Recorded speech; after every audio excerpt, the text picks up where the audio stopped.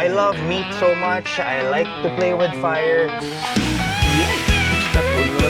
Then kami ng testers. So that's why I used to be that small. Small ba to, chef? Hindi na. Ako, You know, may snap. May snap po siya, guys. Huwag mo na i-post to, baka sabihin sobrang sarap na sarap ako. Basta masarap siya, guys.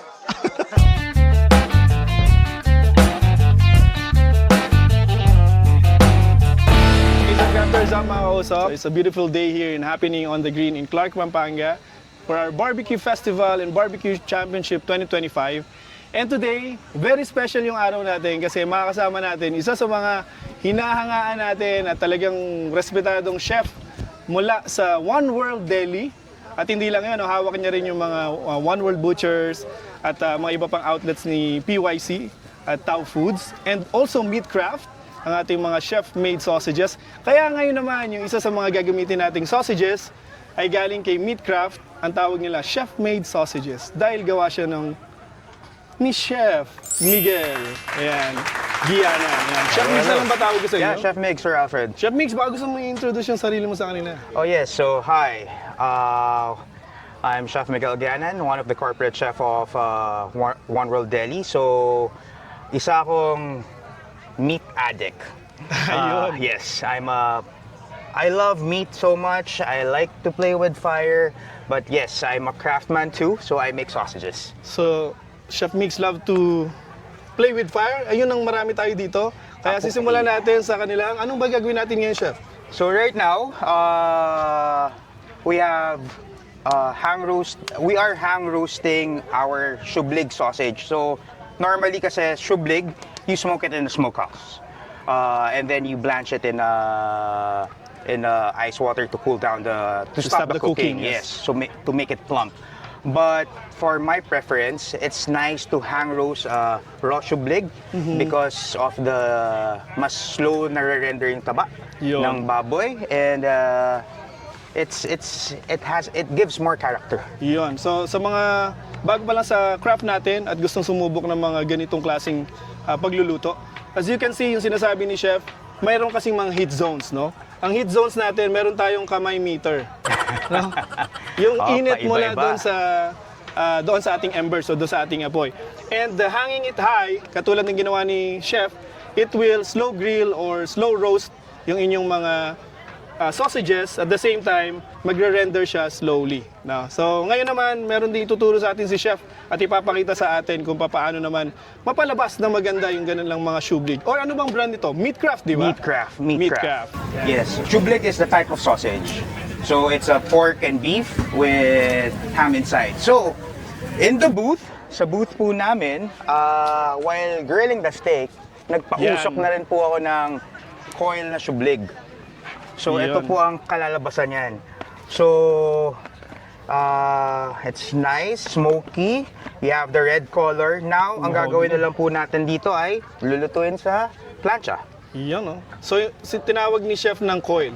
No, ibig sabihin, hindi siya nakalink. No? Yes. Pag mga sausages na ganito, nakalink na siya may tali. So, ito ngayon, isang buo na anong ginawa ni Chef slowly grilled din sa ibabaw. No? Yes. Alright, so let's go. Chef, pakita mo naman kami paano So, gagawin.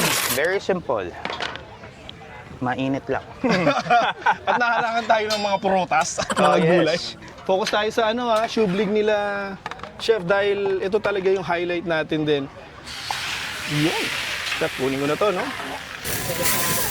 Chef, kayo ba talaga gumagawa nito? Kaya tinawag na chef-made sausages ang Meatcraft? Well, yes. The recipes came from me with the help of our QA and other chefs. So madaming trial and testing ginawa namin. And then, ang ikinaganda kasi ng Meatcraft, well-balanced yung fat and meat ratio niya. And we don't use MSG. Yun. Normally kasi sa mga ibang sausage makers, the sausage spice mix na nagagawa nila or kumbaga the seasoning, may halong MSG na yon. But again, MSG is not bad. But it's not good. No, it's not bad. So Chef, wait lang lilipat lang ako ng pwesto. Kasi naiyak ako sa sinasabi mo. Hindi, naiyak pala ako doon sa, sa usok. Yeah, so dito tayo ngayon sa Shubling ni Chef. So, you said earlier na talagang hindi lang ikaw, kasama din yung buong team na nag-craft nito. So masasabi mo na before nyo nilabas itong meat craft sausages, pumasa na sa lahat ng mga team ninyo, no? May panels din kami ng testers. So that's why I used to be that small. Small ba to, Chef? Hindi na. Ako, mas lalo naman ako. So, what kind of, yung casing na ginamit ninyo sa sausages na to? It's natural also. Natural hog casing, Yes, no? natural hog casing. What's the advantage of using natural hog casing? Natural hog casing, it gives you a snap. And again, you can promote your sausage as all natural. All natural and Yes, organic, no? yes, Talagang, and organic, yes. Again, we just have to heat up. It's pre-cooked already because I smoked it a while ago. So we just have to heat up everything, make it crispy, and then serve it once it's brown enough. Nice. So, to sa mga meat craft sausages, this is just one of the flavor na Yes, meron one kayo, of the no? variant. Yes, sir. So, itong Shubling na to, aside from this, ilan pa yung mga sausages na meron si meat craft? Actually, we have six to seven. We have six. We have Hungarian, Italian, our famous cheese crainer or kasi crainer. And then, Yan ba yung may emmental na yung sinabi, may no? emmental cheese. Okay. So, yun. Ang tester po namin doon ay Austrian mismo. Oh! So, pumasa yun doon. So, nabanggit ni Chef, from Austria talaga, no? So, when it comes to sausages, yung lugar po talaga na yun. If you're familiar with mga fondue, no? They dip their sausages in fondue. Yeah. Yun, sa kanila po nanggaling talaga din yung mga sausages. Yan. So again, kahit pre-cook na siya, with open pit or this type of cooking, we have to play with fire. Yung mga sinabi niyo po kaninang zonings. So this is the hot side. So kaya ko lang sa iniikot-ikot. Nice. Pero itong kulay na to, talagang intentionally pinalabas yung ganitong kulay, no, while grilling. Actually, ang color ng sausage, if it's a mix of beef and pork, namumula talaga siya. Yun. And then, of course, the smoking, doon siya lumalabas. And also the spice mix na nasa loob ng sausage. So, it has paprika, a little bit of sugar, and ham inside. So, But of course, yung mga trade secrets, si Chef na lang nakakaalam nan. Chef, ito bang ating mga sausages made with purely pork or mixed with beef? this is beef and pork. Beef and pork. And no? ham.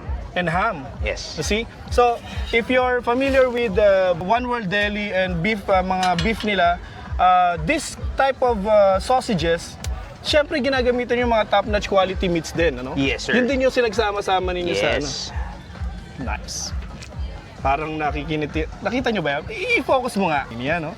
Kita nyo yung render nung nung sausages and well, hindi siya nabubutas, no? Talagang parang nag-oil lang din siya. No? Yan. So, It comes in packs pagka binili mo? oh or- yes, the normal sausages is packed by 2. It's pre-cooked already, so it's very convenient to buy. You just have to get it from the freezer sa One World Deli, and also we have in some supermarkets, Robinsons supermarkets. So it comes in 2 packs. You get it from the freezer, defrost it overnight, and then you just have to cook it. You have 2 links in 1 pack, no? Yes. So, actually earlier I bought a few, no? Kasi nga very affordable siya, no? Today is November 8, 2025. Ang kanilang current pricing dito is 190. Tama, no? 195, tama ba ako? Yes. 195 in 1 pack. So very affordable if you... At ang kagandahan pa nun, it is packed in 2 pieces. So hindi siya marami. So ang kagandahan naman nun, if you're just eating for you, for serving it for you and para sa kasama mo, hindi mo na kailangan magbukas ng malaking pack. No, you just have to buy 1 pack and that comes with 2 sausage links. So Yan. ito po siya, sir. Yun. So that's our famous brand, famous cheese crainer or kasi crainer. Kasi crainer. And then this is the pre-cooked Shublig sausage. So, ito yung It's ready to eat, ito yung yes. nandito ngayon. Yes. So, see guys, no? This is packed doble na sa isang pack pa lang, no? So, hindi niyo na kailangan yung iba kasi masyadong maraming sausages and you have to open one whole pack just to get 2 pieces for your dinner. Ito, madaling bilhin, madaling iluto at very affordable, no? Sana hindi ako nagkamali, tama ba?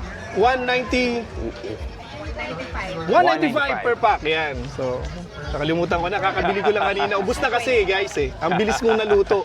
Isang lapagan lang, gone in seconds. Yan, chef. So, ano na nangyari sa ano natin ngayon? So, Okay na ba sa to? sausage natin, Binulsa na.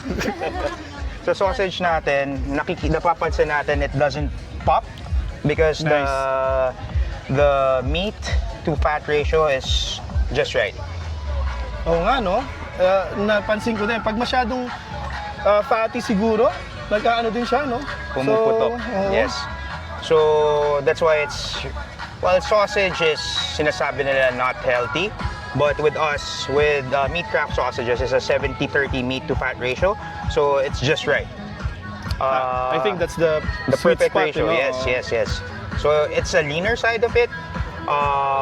But again, fat is love, fat is Yeah, flavor. flavor, But yeah. you need to have the right ratio for it. But I think, you know what, it's getting popular yung mga sausages dito sa Pilipinas. Bago pa yung mga ganitong klaseng sausages na natitikman natin tulad ng kay Meatcraft, may mga Pinoy sausages na rin tayo. So it's very easy for us to love this kind of, meat na Yes. dahil nga sa tradition natin, yung mga longganisa, ganyan. Correct. Pero ito naman is made by chef, mostly Filipinos, no? Yes. At nasa panlasa natin na malapit sa mga Pinoy na kayang-kaya natin to i-consume. For me, in one go, kaya ko itong upuan eh. Yes, sir. Tingin nyo, kaya nyo rin. This size, it depends. I think it will be for the whole party, no? Is that a challenge? Gawin natin mamaya. Yeah, so ang ganda na ng kulay. So again, so bakit siya naging coil? Because it looks like a coil. Yeah. Yun lang yun. Alam nyo, chef, hindi mo na itatanong, I had the opportunity to handle a restaurant where they do fondues, no? Oh, okay. And then yung mga fondues na yun, they have a dip.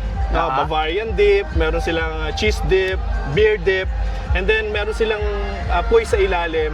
Yung fondue na yun, it just melts, and then they have this kind of sausages, like Meatcraft, na inihiwa nila yun, at meron silang poker, na yun yung dinidip nila sa sa mga dips nila, Yeah. sa fondues ang tawag nila. I think this kind of sausage na at pagpunta niyo pa lang doon sa One World Deli, aside from sausages, you also have mga sauces for this, no? Yes. Complete. Complete setup. So One World Deli, we have 4 branches already. We have a new one in Timog, and then we have in Alabang, we have in San Juan, and we have in Jupiter. One World Deli is you can shop your everyday meats, you can shop your everyday vegetables, and then some other unique finds. So every time, actually, kahit ako, pag pumupunta ako doon, it's a treasure hunt. Ang daming good stuff na nahanap, from sausages, vegetables, condiments, and also healthy products. Yeah. Ako, I had the chance to visit yung kanilang San Juan branch, One World Deli. Now, pagpasok pa lang doon sa One World Deli, they have coffee shop on the right side. Then, meron silang mga live prawn and minsan lobster pa doon, no? Parang mga aquarium. Yes. And then, if you go straight, nandoon rin yung iba't ibang mga sauces, condiments. And then if you go around, meron silang live fire cookers, mga grill, and then mga meats. And meron silang display unit ng mga mga parang display freezer ng lahat ng klase ng mga meat nila. Yes, sir. So they are not just limited with sausages. So Meatcraft is just one of your products. One of the products. Yeah. Talking about meats, we have from almost around the world. We have from the US, we have Braveheart, we have Jack's Creek from Australia, and then we have Fukunaga from Japan. And then we also have Sakura. We have right now in the booth we have Ding Lidl. Ding Lidl is from UK, and also we have local products We have clean chicken and then clean pork. The local products is farmed and raised here. And there's no antibiotic, there's no hormone added, so it's very pure. But Very organic as well, yes. just like your sausages. yes, No? Nice. so I think the sausage is ready. Yun, so tapos na yung ating sausage. Yes. No? Imagine guys, isang buong coil yan ang niluto ni Chef. So do you want to try it there o palamigin lang natin muna? Yan na natin, no, Chef, no? Wait. Yan, tulungan na kita, Chef, ha? Yes, please. Yan, dito tayo magsimula. Yan. Uy. Alright. Ang ganda ng kulay, oh. Nice. Alright. Alright guys, for sure you are excited to see the output of our sausages, no? So, ito, ginrill natin over live fire. Siyempre, kontrolado ni Chef yung apoy at yung kanyang sausages. Ngayon, itong meat craft sausages natin, ipe-present sa atin or tamang paghihiwa ng sausages ni Chef Migs. Yeah. Chef Migs, Alright. pakita mo naman kami. So again, this was smoked in this grill a while ago. Galing, ganda. And This grill, no? Oo, pinaglaruan ko yung size ng grill. So pinagpalit ko silang dalawa kanina para magkasya yung sausage. Yun. Singit ko lang, by the way, syempre, since sa YouTube channel natin to, yung ating Barrel Pro Jensen 650 grill yung ginamit ni Chef, no? Na pang slow grill ng kanilang meat craft sausages. Yeah. Looking good. And then finished off doon sa ating Asador 120, Asador Pit 120. Alright, Chef? Alright. So again, wala naman tama or mali na slicing ng sausage. Yun. It's how do you like or how much you can eat the sausage. Sure. So, uy. Whatever this is, yeah. So, Ang ganda, shublig. guys. So, nakita nyo ba yun, guys? Nakuha mo ba yun? Buo, oh. Hindi siya nadurog, oh. Hindi umiwalay, oh. Actually, ito pinamaganda dyan, sir. You know, may snap. May snap po siya, guys. Yun, no? So pag ginano mo siya, yun no. So pinapakita ni Chef yung snap, no? Yan, no? And then it's yung meat is still intact doon sa loob, no? Yeah. Once again, this is a combination of pork, Or the butter. beef, Uy. yun no. That's the juice, guys. And So again, you can cut it any way you like. whatever suits you, guys. Yes. So there's no right and wrong in slicing sausages. Pero pagdating sa sausages, yung meat craft sausages, talaga namang hindi ka magkakamali dahil buo siya. Kahit nga pinakita ni Chef na inisnap niya yung inyang sausages. Matitikman ba natin yan, Oh Chef? naman, sir. Go ahead. Cheers! Cheers! Cheers, Oma! Okay.